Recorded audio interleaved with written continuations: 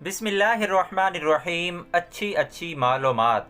दोस्तों, आज की हमारी वीडियो का जो उन्वान है, टॉपिक है, वो है खीरा और गाजर।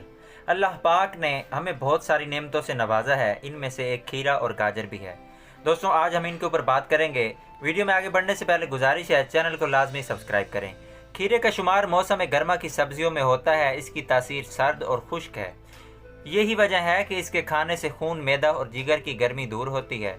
इसके अलावा ये प्यास बुझाता है और जिस्म को तस्कीन पहुंचाता है।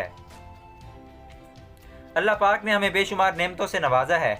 इनमें से आंखें कुदरत का अनमोल तोहफा हैं, लेकिन आजकल कंप्यूटर, टीवी, लैपटॉप, स्मार्टफोन वगैरह के बकसरत इस्तेमाल से कई लोगों की नज़र बेनाई कमज़ोरी का सामना है।